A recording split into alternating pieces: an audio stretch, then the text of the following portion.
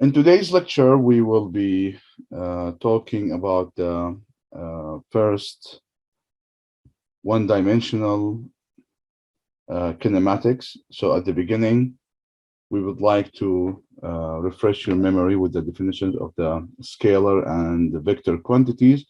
We will also introduce and discuss the quantities of position, which is represented by the displacement, distance, speed, and velocity. I would like also to draw your attention that those sections from chapter number 1, you should read them. They're material that you have seen before. You just need to refresh your memory.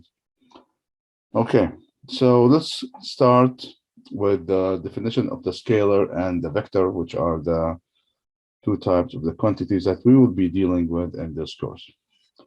What is the scalar?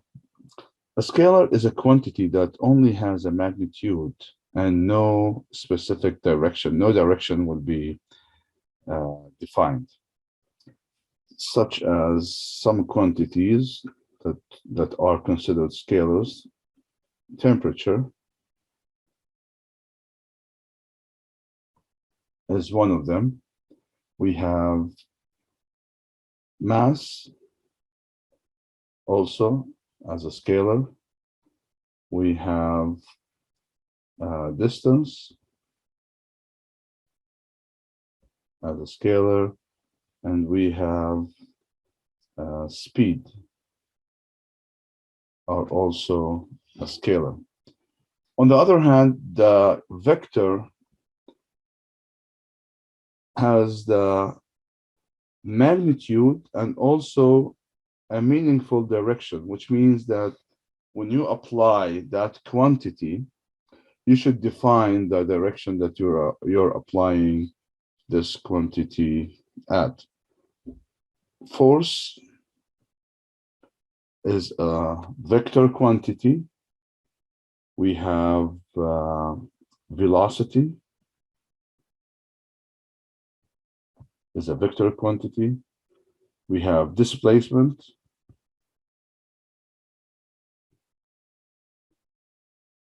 Because it defines the location of one position with respect to another.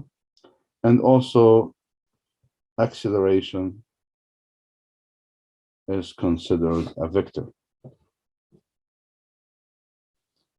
So there is always a direction that you need to define with the magnitude of that quantity. So in order to understand the displacement and the distance, let's look at this example. Assume you're starting from the university center at this point here. This is your starting point, which will be our reference point in this case. And then you walk to the bookstore, and that took you 20 meters of a distance. So between UC and the bookstore, the distance is 20 meters. However, if I look at the displacement between this position and that position, it will be defined by this vector. So that's the vector, which basically defines the displacement between UC and bookstore. And the 20 meters is the distance, which in this case, if you think about it, it will be the magnitude of that vector. So only the displacement between UC and the bookstore, the magnitude of this displacement is the 20 meters, which basically means here that for this problem that is on one line here, I have the displacement and the distance is basically being the magnitude. So whenever the direction of the displacement agrees with the direction of the distance, you will notice once they overlap, you will notice that the distance would be the magnitude of that displacement. Okay. So again, you reached the bookstore and then you went to the library. You walked 40 meters. Notice that the displacement between the bookstore and the library is defined by this vector. However, the distance between the bookstore and the library is 40 meters, right? So right now I'm looking at the displacement and the distance between UC bookstore and between bookstore and library. Every one of them has unique displacement, and it happened that the distance here is the magnitude also of the displacement. So that's the difference. The displacement has direction. Now from the library to the UC, again, you walked 60 meters. Between the library and the UC, notice that the displacement is defined by this vector. However, the distance itself, the scalar, is 60 meters, which is the magnitude of that displacement. Now, if I am to look at the total distance, I would be simply adding those individual individual distances. So 20, the total distance will be 20 plus 40 plus 60, and this would give me 120 meters. So this is the total distance. That's the scalar, right? This is the scalar quantity. I'm adding them up. So the total distance is 120 meters.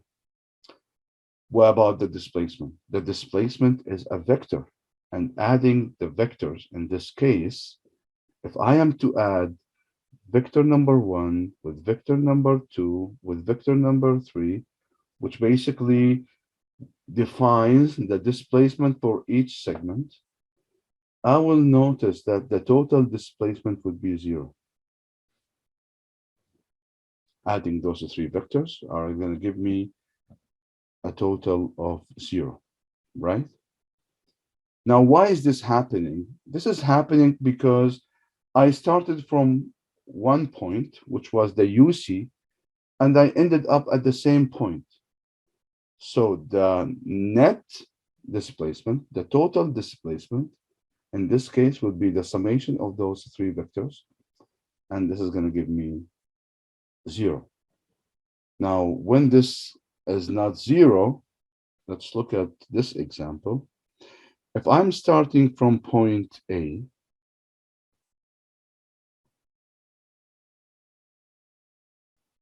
to B, C, D, and I'm ending here at E, then the displacement between A and B is this. The displacement between B and C is this. The displacement between C and D is this. The displacement between D and E is this. Notice that I ended up at point E, which is different than point A, like in the previous example. So in this case, what is the total displacement?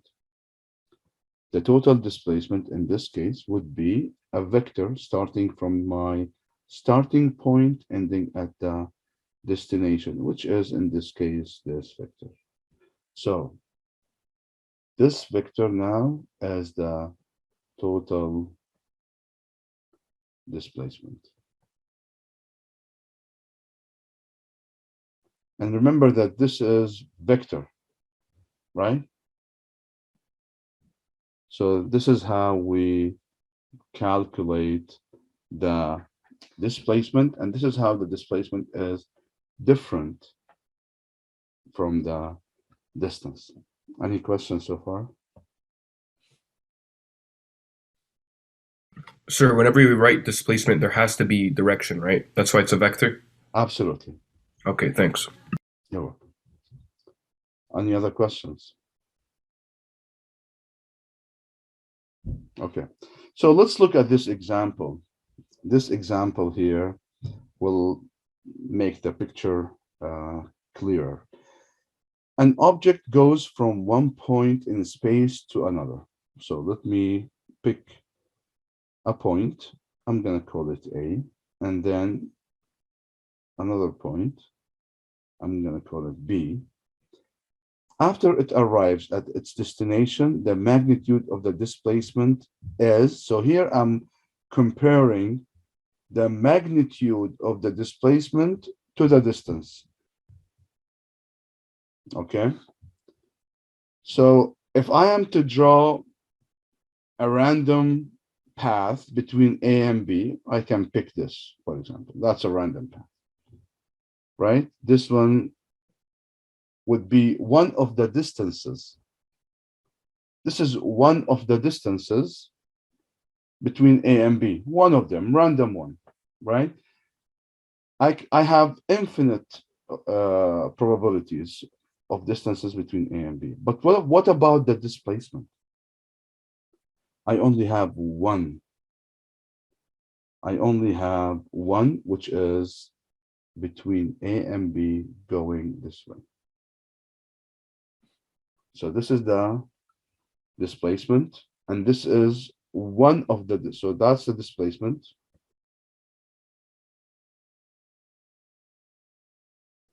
And this is one of the distances.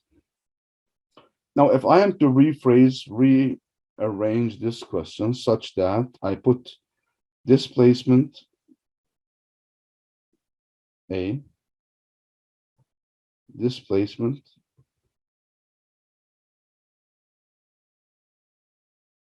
magnitude,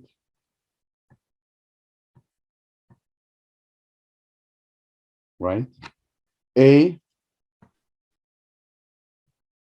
is greater than or equal to distance.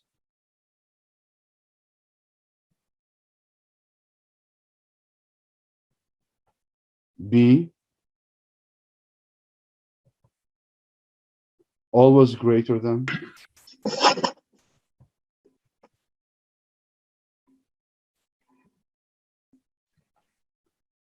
C always equal.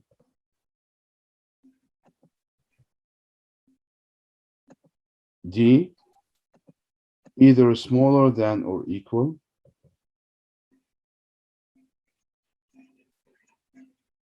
E always smaller than. So this is the displacement. As I said, I have a unique displacement, only one, and I have infinite distances. I just picked one of them. So which one do you think is the correct answer? Sorry, I have a quick question. Yes. So does the displacement always have to be a straight line? Yes, between your starting point and the destination. Okay, and also one more thing. So you said that the displacement between A and B is a unique displacement. Is that the case for everything or no? Was this what? Is that the case for like all points, or like can like more than one point have like different amounts of displacement? Any 2 points that you would like to measure the displacement between, it has one unique displacement. Okay, so there's only one displacement right. between 2 points. Okay. Starting from the starting point, ending at the termination point. All right, thank you. You're welcome. Sir, Sure. would we have to provide the direction for the displacement because it's a vector? Yes, that's correct. Would we have to in this circumstance or just in general? You always have to define the direction for the displacement because displacement is a vector. Okay, thank you. You're welcome. Yes, next. Hi, could I answer this, give my answer for this, or? Go ahead, answer. Okay, I think that it's either going to be either greater than or equal to. That's what I think. Greater than or equal to. So you're picking A. Yep. Okay. A. So why did you pick A? Because as you showed in this demonstration, firstly, the display. Oh, maybe it's either smaller than or equal to. Okay. My bad. Yeah. Sorry, it took me a second. That's right. Okay, you picked the opposite. That's all right. Yeah, my bad. it is obvious from what I have Yeah. picked here that the distance is greater than the magnitude of the displacement, right? A special case, it is a special case when the distance overlaps the displacement. It's a special case when the distance overlaps the displacement, when you have the same path, you have a straight path between A and B. In this case, the distance would be the magnitude of the displacement. And if you recall, when we talked about the case between UC, for example, and the bookstore, we said that this vector is the displacement, and because they are they overlap, the magnitude of the displacement is 20 meters. Okay, so the answer we said is D. Yes, go ahead, Kira. Sorry, I just had a question about like something to be clarified. So the magnitude is like the measurement of the vector, right? Like the distance that the vector is the magnitude. In this case, for this displacement, yes. So for example, if this is here, the magnitude, because this is A and B, we called it AB, then the magnitude here would be AB. Okay, thank you. You're welcome. Okay, so let's move on to the one-dimensional kinematics. We said that one-dimensional kinematics is the kinematic itself is a Greek word for motion. And when we say one-dimensional, we're dealing with a motion that's happening in a straight line. You can look at them as one of them as throwing a ball straight up and it falls back down. So this is a one-dimensional problem. Or the drag racing is another one-dimensional problem. So far, we have seen the difference between the distance and the displacement, and we know now what does the distance mean and what does the displacement mean. There are two more quantities that are associated with those two quantities. That is one of them is the average speed, which basically defines the rate of a change in distance. Since distance is a scalar, then the rate of a change of distance is also a scalar. So average speed is a scalar quantity. What about the velocity? The average velocity defines the rate of a change in displacement. So since the displacement is a vector, then it makes sense that the average velocity is also a vector. Okay, so we will see how we can calculate the average speed and the average velocity in the coming examples. So in this example, we have a drag race. The finish line is 201.2 meters west of the start line. So if I have my start line here, and I have my finish line here, and the west direction is this way, then the race, the driver is going in this direction from this point, ending at that point. Now the time the driver took is 9.43 seconds, right? And the distance he traveled is 201.2 meters. The question is asking for the displacement of the driver at the end of the race. What is the displacement of the driver at the end of the race? Can somebody tell us how we can calculate the displacement of the driver at the end of the race? Yes, go ahead. I think it's just simply 201.2 meters west, because we know that he traveled in a straight line in a direction that wasn't his starting point. That's correct. So the displacement in this case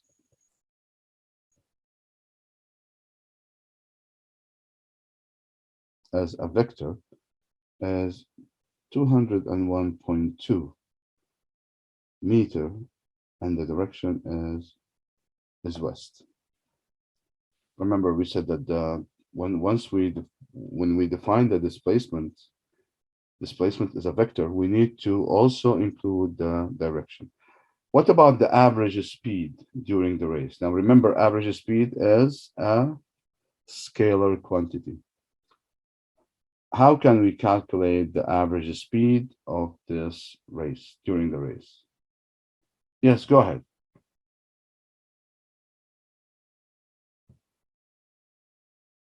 So you just divide 201.2 meters by 9.43 seconds. That's correct.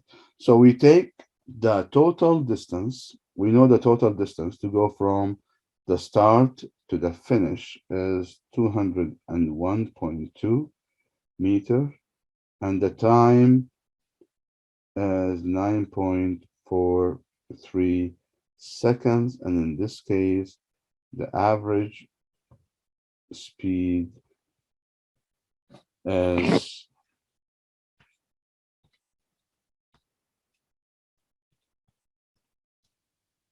21.3 meter per second.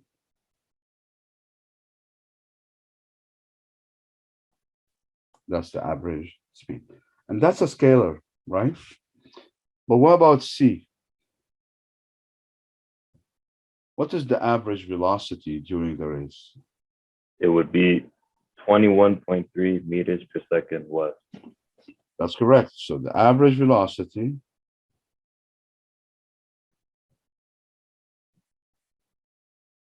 which is a vector, is the displacement, which is 201.2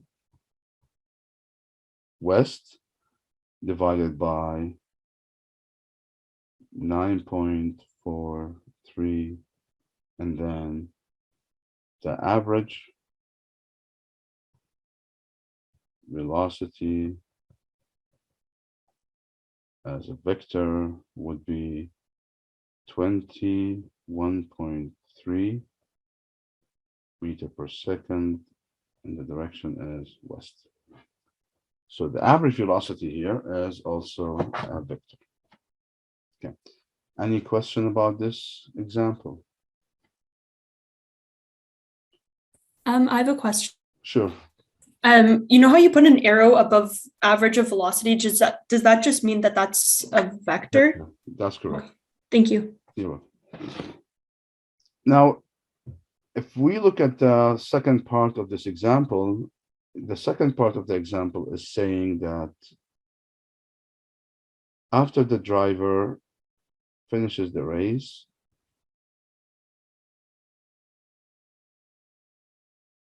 he went back to the same point.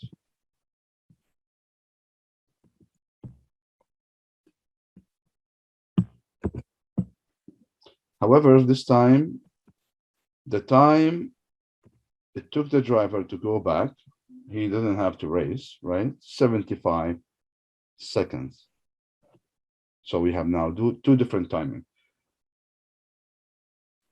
The trip from the start to finish, T1, 9.43 seconds, and T2, 75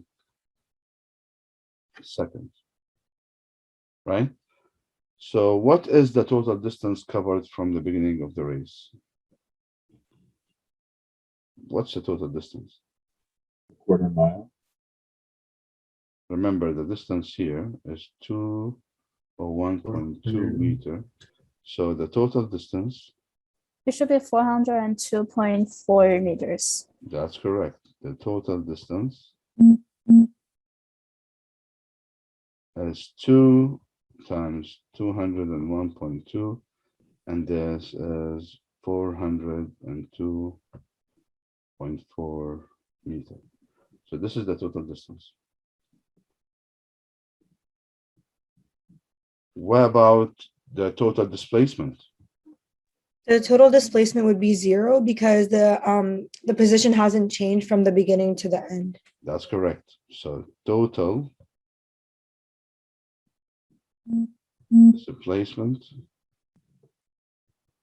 as 0, right? What about the average speed overall? I think it should be around 4.77 meters per second. Right. So the average speed is the total distance, which is 402.4 divided by the total time, which is 75 plus 9.43. And in this case, the average speed is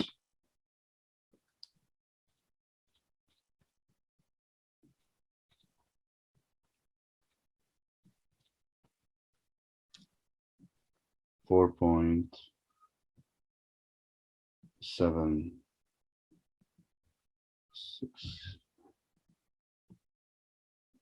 meter per second. What about the average velocity?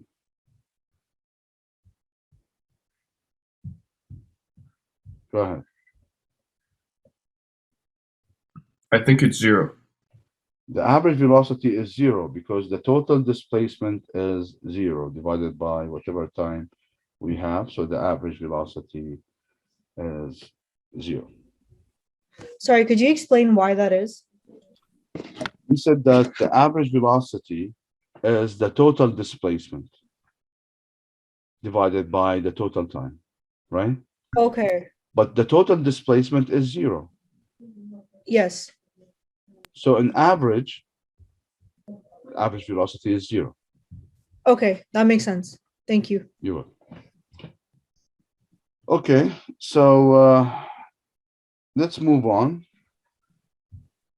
So far we've seen the average speed. What does average speed mean? We said that it's the total distance I have a covered question. divided by the time. Yes, go ahead. So if the average velocity or average displacement is 0, would there still be any units in that case? No need for units. 0 is So enough. it's just 0. 0. Okay, thank you. Okay, so we've seen the average speed. We've seen the average velocity. Now we have the instantaneous speed and the instantaneous velocity. Okay, I have a question here, just a second. Yeah, you can follow the significant rules and the calculations, the significant figure rules, no problem. In the question, you will be directed about how many significant figures you need to enter in the final answer. We usually have a tolerance for the uncertainty that basically covers all the differences between the final answer we have and what the answer that you are entering in the question. So we usually have a tolerance in order to make sure that any calculation you do within the applying the significant figures rules should get you an accurate number such that the answer would be accepted. So no problem, you can follow the significant figures rules and follow the directions of the questions about how many significant figures you need to enter in the final answer in the question. Okay, so we said the instantaneous speed would be whatever reading you have on the speedometer, which is basically the magnitude. If you're comparing it with the instantaneous velocity, it would be the same reading. However, you need to add the directions as well. So this is just to give you an idea about about the difference between the instantaneous speed and the instantaneous velocity. Yes, go ahead. Could you say instantaneous speed would be the same as acceleration? No. No. Oh, okay, so there's a difference. Yeah. So now let's look here at the graph, the speed graph for the world champion Usain Bolt. In this graph, you can see that he finished a 100-meter race with a total time of 9.58 seconds. So in this case, we have the total distance, we have the total time, right? So if we divide the total distance by the total time, we get the average speed. So this is what you can get out of a total distance with a total time. So his average speed is 10.4 meter per second, right? However, if you look at the time graph, at the speed versus time graph, you can notice that this sprinter achieved a maximum speed of 12.2 right at this point, which is less than 7.5 seconds right here, and then degraded a bit, right? So this tells you that the average speed that you can get not necessarily can see the maximum speed that the object or the person has achieved during his motion, unless you have more details. And as we will see later on here in this example, where we have Max is driving over to Charlie's house, the distance is 4.5 kilometers away. So if I take this point as a starting point for Max, and this point as Charlie's house, and then take a random path, and this path is 4.5 kilometers, right? So the distance here, the total distance is 4.5 kilometers. However, it took him 6 minutes to get to Charlie's house. So the time is 6 minutes, which basically equals 6 divided by 60 in hours. However, I have a speed limit here of 50 kilometers per hour. The question is asking, if it takes Max 6 minutes to get to Charlie's house, does Max exceed the speed limit at any point? So based on the given information that is not different than what we have seen with Usain Bolt, we have the total distance, we have the time it took him to travel that distance. So the only thing we can get here is the average speed, which is 6 divided by 60, and this equals to 45 kilometers per hour. So we know his average speed is 45 kilometers per hour, but we cannot tell if he has exceeded.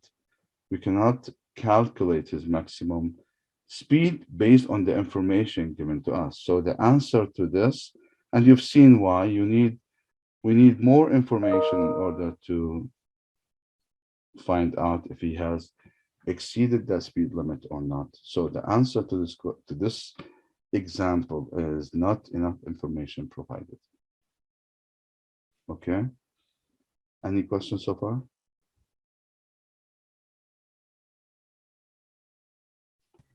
What information would give us the instantaneous speed? One of them could be the velocity versus time. It could be the distance, the distance versus time. Any of those can be used to derive the maximum speed. Thank you. You're welcome. Okay, so let's look now at this problem where we have a truck travels at 80 kilometers per hour for 30 minutes, then at 60 kilometers per hour for 1.5 hours. So let's assume that this is point A, and this is B, and this is C, where I have from here, from A to B, 80 kilometers per hour, and I have the time as 30 minutes, which is 0.5 hour. Then from B to C, I have 60 kilometers per hour, while the time is 1.5 hours. Assuming two significant digits in the given numbers, calculate the truck's total distance traveled, average speed. So how do we calculate the total distance?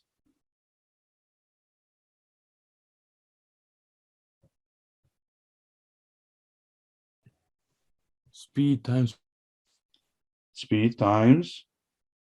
time, right? So I have here 80 times 0.5, which is 40, plus 60 times 1.5, which is 90, right? So total distance is 90 plus 40, 130 kilometers, right?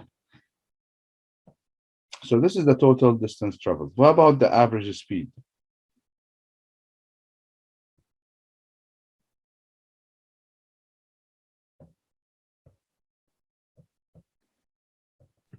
Go ahead. We divide the total distance by the total time driven. That's correct. So we divide 130 kilometers by 0.5 plus 1.5. And in this case, this would be 130 divided by 2. And the average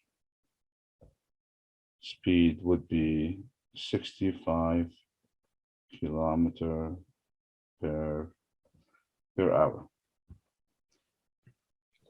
Sir. Yes. Do you want us to include units while we do the evaluation, or can we do it at the end? Is that fine? Do it whatever you want. At the end, you should be able to write the correct unit. Okay, thank you. You're welcome. So can somebody tell me why I did not take the 80 and 60, the average of 80 and 60 here?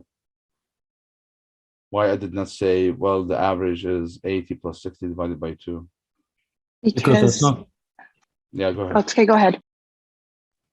Because it's not consistent towards the entire length. Right, because the time is not the same. One of them has only been at that speed for half an hour, while the 60 kilometers per hour has been in that speed for 1.5 hours. So unless they have the same time, the timing for both of them, then you can do that. But here you cannot do that. Okay. Any other question before we move on to the last example? I have a question. Sure. So I know that it's not the 60 plus 80 and then divided, but where did you get the 65 from? What's the definition of the average speed?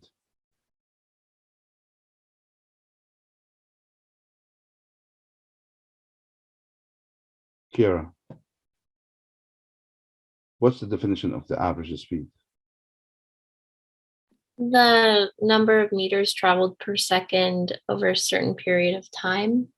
The total distance divided by the total time. So what is the total distance here? 130 kilometers, right? And what is the total time?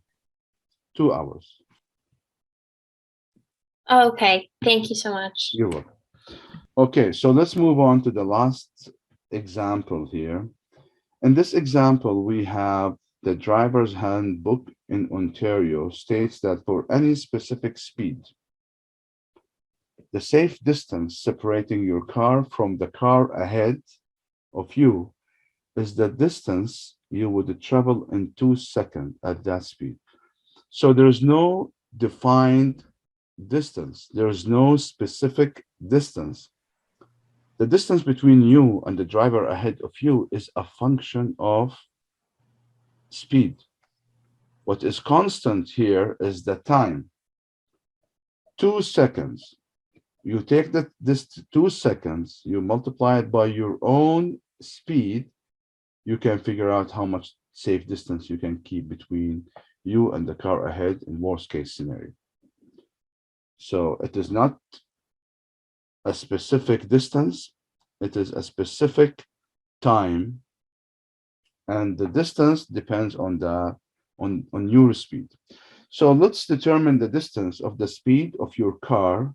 If determine that distance, the safety distance, if the speed of your car is 25 meters per second, which is 90 kilometers per hour. All of us are driving, you know, at that speed and probably above in the highways, right? So 90 kilometers per hour, which is basically, if you convert it to meter per second, will give you 25 meters per second. So how much is the safe distance between you and the car ahead of you if you're driving at 25 meters per second? 50 meters? 50 meters. 50 meters, that's correct. So the safe distance, and remember this, for your safety, taking the worst case scenario. So let's say safe distance here is 2 seconds. So always remember that this 2 seconds is constant. What it changes is your speed. So you put your speed here, then you can get the safe distance to be 50 meters. So if you're driving at 90 kilometers per hour, then the safe distance between you and the car ahead of you should be 50 meters. Now, if we assume that the length of the car is almost 5 meters, that's a big car, but let's assume the length of the car is almost 5 meters. How many car lengths is this distance if you assume the average of the length of the car is 5 meters? So number of cars that you should, you know, estimate or approximate to be between you and the car ahead of you. If you're driving 90 kilometers, number of cars is 10 cars. 10 cars, right? So the number of cars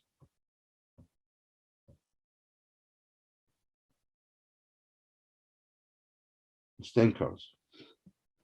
Now, let's assume that something happened and you had to apply the brakes. The thing that you need to be aware of, that the human themselves, they do have a reaction time, and the reaction time in this case approximately 200 milliseconds, 0.2 seconds. So something happened in front of you, God forbid, and then you wanted to react to this change that happened. You want to apply the brakes, but that reaction is 0.2 seconds. Now the question is asking the following: how far would you travel at this speed before you can react and apply the brakes? So you look at this 0.2 second as a delay in your system, in your physical, you know, brain processing. This 0.2 second is a delay. How much is the distance you think this delay would cost you or would make you lose from your safe distance? Remember, you're dealing here with time, and whenever you're dealing with time and you have your own speed, if you multiply the time with your own speed, what do you get? Distance. You get distance. So that the delay or the distance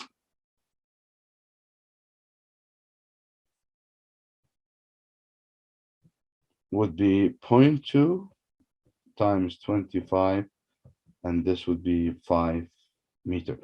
So this 5 meter is you lost from your safe distance. This is due to the delay we have in our, of course, if you are very, alerted and focusing, probably this is 0.2 second. So you lost 5 meter before you apply the brakes. So always keep in mind to keep safe distance between you and the car ahead of you to avoid any, troubles while you're driving.